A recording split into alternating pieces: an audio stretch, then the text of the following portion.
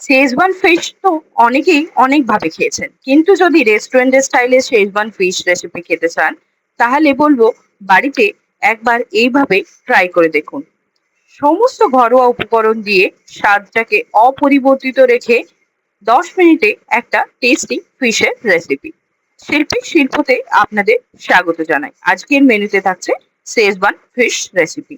এর জন্য আমি নিয়েছি একটা বড় কাতলা মাছের পেটি। আপনারা যদি ভেটকি মাছ চান বা বাসা মাছ চান, সেক্ষেত্রেও ব্যবহার করতে পারেন। আমরা মাছটাকে একটু ভিনিগার আর গোলমরিচ গুঁড়ো, নুন দিয়ে ম্যারিনেট করে রেখেছি। যত বেশিক্ষণ লাগবে না, যতক্ষণ আপনি সবজিগুলো কাটছেন ততক্ষণ ম্যারিনেট করে রাখলেই যথেষ্ট। এবার একটা ক্যাপসিকাম আর একটা পেঁয়াজ একটু বড় বড় করে ডুমো ডুমো করে কেটে নেব।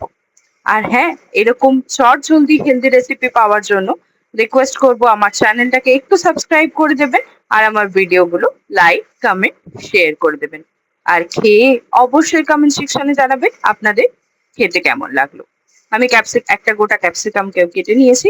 এবার পেঁয়াজগুলো ভালো করে ধুয়ে একটু পেঁয়াজগুলো চার চার খণ্ড করে মাঝখান দিয়ে কেটে একটু পেঁয়াজগুলো ছাড়িয়ে নেব।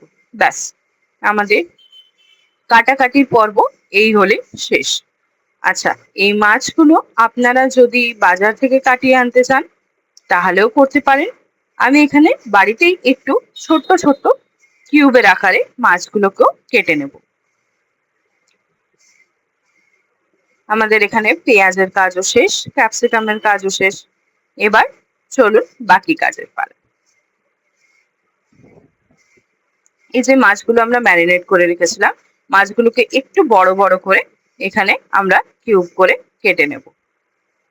একটু বড় ছুরি বা কাঁচি দিয়ে করলে দেখতে পাবেন আস্তে আস্তে মাছগুলো ছেড়ে আসছে, সেরকম খুব একটা অসুবিধা হবে না।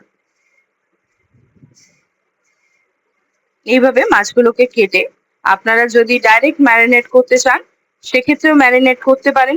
আমি এখানে মাছগুলোকে একটু ভেজে নিয়ে, যাতে ভেতরে কাঁচা মাছের ফ্লেভারটা না থাকে, তাই জন্য মাছগুলোকে একটু ভেজে নিয়ে তারপরে বাকি ম্যারিনেশন করব। দেখতে পাচ্ছেন ছোট্ট ছোট্ট চৌকো চৌকো করে মাছগুলোকে আমি কেটে নিয়েছি। ঠিক এইভাবে মাছগুলো কেটে নিলেই হবে। ব্যাস, এবার আমি একটুখানি মাছগুলোকে ভেজে নেব। মাছগুলো আমি বলবো একটু ছাকা তেলে ভাজবেন। আমি এখানে নিয়ে নিয়েছি একটা কড়াই, তাতে দিয়েছি কিছুটা পরিমাণ তেল। এবার আমি এখানে ছাঁকনির মধ্যে মাছগুলোকে দিয়ে একটা ঢাকা দিয়ে দেবো। ঢাকা দিয়ে মাছগুলো এখানে ভেজে নিয়েছি। এইভাবে ভাজলে দেখবেন মাছটা তাড়াতাড়ি ভাজা হয়ে গেছে। এরপর এর মধ্যে দিয়ে দেবো একটা ডিম, কিছুটা পরিমাণ কর্নফ্লাওয়ার, 2 চামচ মতো কর্নফ্লাওয়ার দিলেই যথেষ্ট। তার সাথে যাবে নুন, লঙ্কার গুঁড়ো, অল্প একটু জিরে গুঁড়ো, আর একটুখানি ভিনিগার, আর 1 চামচ পরিমাণ গোলমরিচ গুঁড়ো।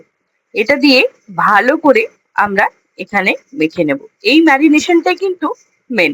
এই ম্যারিনেশনটা যত ভালোভাবে বানাবে ততটাই টেস্টি কিন্তু আপনার শেজওয়ান ফিশ খেতে হবে। এটাকে এইভাবে ম্যারিনেট করে আপনারা যদি চান 5 থেকে 10 মিনিট রেখে দিয়ে তারপর ভাজতে দিতে পারেন।